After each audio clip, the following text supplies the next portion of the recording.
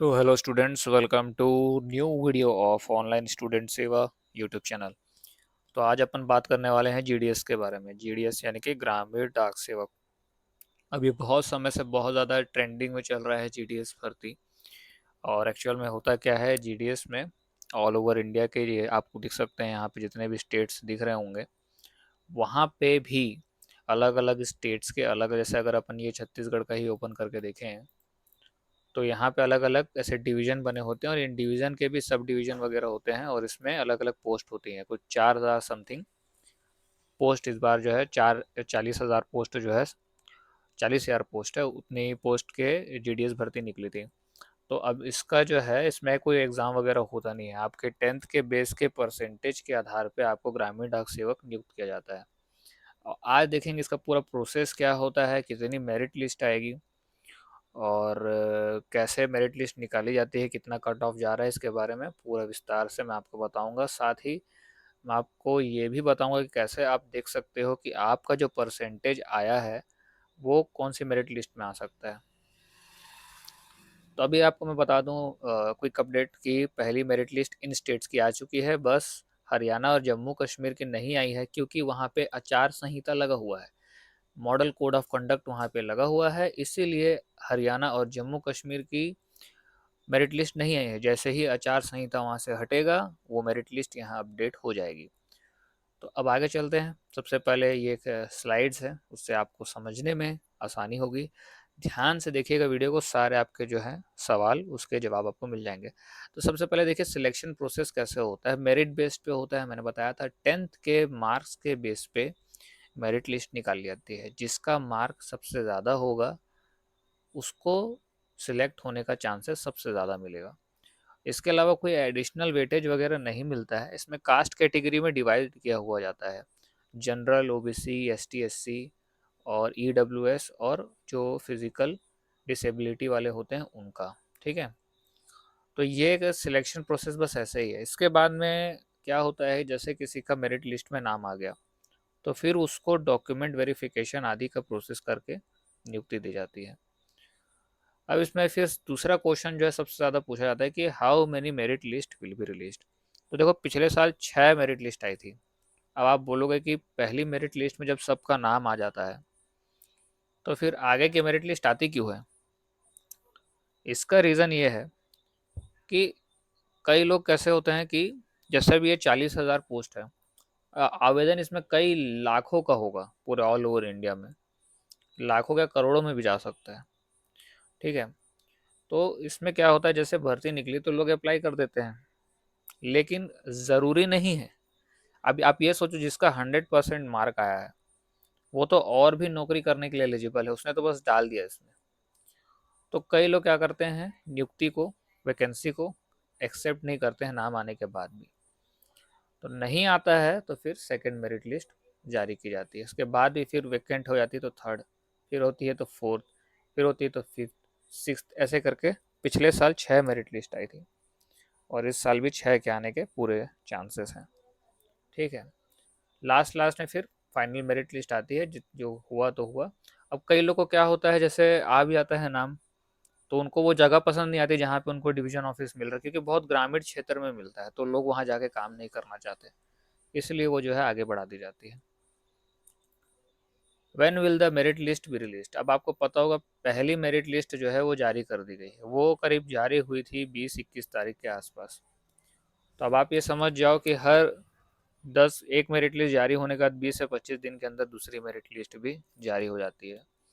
अब merit list का update कहाँ मिलता है, वो हमारा एक ऑनलाइन स्टूडेंट सेवा का यूट्यूब चैनल है, वहाँ पे आप ज्वाइन कर लीजिए। वहाँ पे आपको पता चल जाएगा, लिंक डिस्क्रिप्शन में है।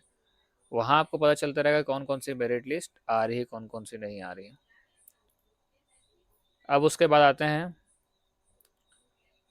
जब क्वेश्चन था कि पहली लिस्ट आने के बाद में दूसरी लिस्ट क्यों आती है।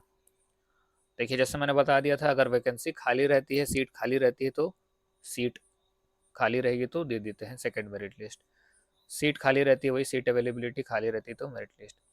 और कई बार कट ऑफ को इम्प्रूव किया जाता है कि काफ़ी हायर कट ऑफ है तो थोड़ा नीचे जाते हैं, ऊपर सिलेक्शन होता नहीं है तो थोड़ा और नीचे आते हैं। तो उससे क्या होता है, कट ऑफ के चांसेस इंक्रीज होते हैं, तो फिर सिलेक्शन के चांसेस बढ़ जाते हैं। कैटेगरी एडजस्टमेंट होता है कि मान लीजिए जनरल जनरल तो हो गया, पर ओबीसी वाले आ ही नहीं रहे हैं, तो फिर ओबीसी वाले नहीं आ रहे, तो ओबीसी सीट खाली है तो ओबीसी में सेकंड मेरिट लिस्ट आएगी। कैटेगरी वाइज भी होता है, हो सकता है कि एससी एसटी का नहीं आए आगे चल के, लेकिन ओबीसी का आ रहा है, तो कैटेगरी वाइज मेरिट लिस्ट भी आती है। फिर आते हैं अपन how many seats there are in, है ना। तो टोटल वैकेंसी मैंने आपको बताया था 40,000 समथिंग कुछ इसकी टोटल वैकेंसीज है। स्टेट वाइज इसको डिस्ट्रीब्यूट किया जाता है। इसमें रिजर्वेशन होता है S C S T O B C W S के लिए और पी डब्ल्यू डी के लिए, सबका डिवाइडेड है। ऑफिशियल नोटिफिकेशन देखेंगे तो उसमें मिल जाएगा। अब जब मेन इंपॉर्टेंट क्वेश्चन है कि सिलेक्शन का चांस कैसे देखना है, मैं आपको बताता हूँ। हम लोगों ने एक बेहतरीन टूल बनाया है। आपको क्या करना है, गूगल पे जाना है और लिखना है ऑनलाइन स्टूडेंट सेवा। आपको ये पहली साइट दिखेगी ऑनलाइन स्टूडेंट सेवा .com, इसमें आपको आना है, .in में नहीं .com में आना है। अब जब यहाँ पे आप आ जाएंगे तो आपको यहाँ स्क्रॉल करके नीचे आना है। देखिए यहाँ पे एक इंपॉर्टेंट टूल मोबाइल में भी दिखेगा, India post GDS selection chances, यहाँ पे लिंक है, इसको ओपन करना है। ओपन करके नीचे आना है, यहाँ पे आपको स्टेट वाइज लिंक दिखेगी। ये बहुत ही बेस्ट टूल है, इसमें पूरा कट ऑफ अपडेट कर दिया गया है 6 मेरिट लिस्ट तक के, और जो जो नए कट ऑफ आएंगे वो अपडेट होते जाएंगे।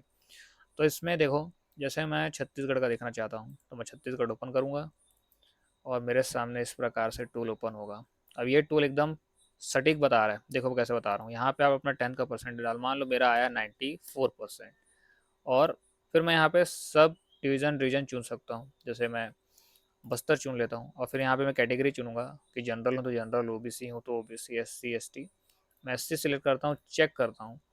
यहाँ पे क्या बोल रहा है कि 10वीं के परसेंटेज के आधार पे 6th मेरिट लिस्ट में मेरे आने के चांसेस है। क्यों? क्योंकि देखो पहला एससी का कट ऑफ जो बस्तर में गया है वो 96.75 का गया है, सेकंड का जा सकता है 95.75, थर्ड का 95.25, फोर्थ का इतना जा सकता है, फिफ्थ का इतना जा सकता है और सिक्स का इतना जा सकता है। तो जैसे जैसे अपडेट होता जाएगा कोई कट ऑफ यहाँ पे अपडेट होता जाएगा, आपको पूरा टेबल वगैरह दिख रहा है।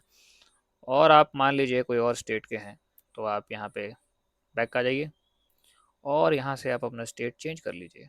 आप कर लीजिए यूपी, और यूपी में आने के बाद आपको यहाँ पे अपना डालना है परसेंटेज और चुनना है अपना सब रीजन मिर्ज़ापुर। और अगर जनरल कैटेगरी है तो क्या बोल रहा है, 10th के परसेंटेज पे नहीं आ सकता आपका, फिर भी वेट कर लीजिए क्योंकि यहाँ अपडेट होता रहेगा। फिर आपको करंट कट ऑफ दिखा देगा, सेकंड मेरिट लिस्ट का कितना जा सकता है, थर्ड का कितना जा सकता है, फोर्थ का। इस तरीके से आप चेक कर सकते हैं। अब देखो अगर आपको ये टूल अच्छा लगा हो तो ज़्यादा बेटर होगा कि आप यहाँ पे share it with your friends पे क्लिक करके अपने दोस्तों को ये टूल शेयर करें ताकि वो भी देख सकें।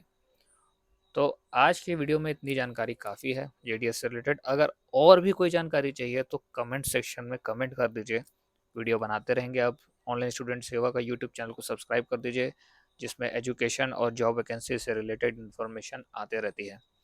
मिलते हैं अब अगले वीडियो में। जाने से पहले मैं आपको थोड़ा सा बता देता हूँ, ये OSS ई कोर्स ऐप भी आप हमारे साइट से डाउनलोड कर सकते हैं फ्री में। सभी तरह के एग्जाम के पीडीएफ्स आपको इसमें पढ़ने को मिल जाएंगे। और ऑनलाइन स्टूडेंट सेवा ऐप डाउनलोड करके अपने फ़ोन में रख सकते हैं, जहाँ पे आपको जीडीएस की कोई भी मेरिट लिस्ट आ रही है तो उसकी अपडेट्स और उसके अलावा नौकरी और वैकेंसी जैसे जितनी भी जॉब्स वैकेंसीज और रिजल्ट आते हैं उसकी नोटिफिकेशंस आपको इस ऐप में आते रहेंगे। तो मिलते हैं अब अगले वीडियो में। यहाँ तक वीडियो देखने के लिए बहुत बहुत धन्यवाद। अपना ध्यान रखिए और अध्ययन करते रहिए।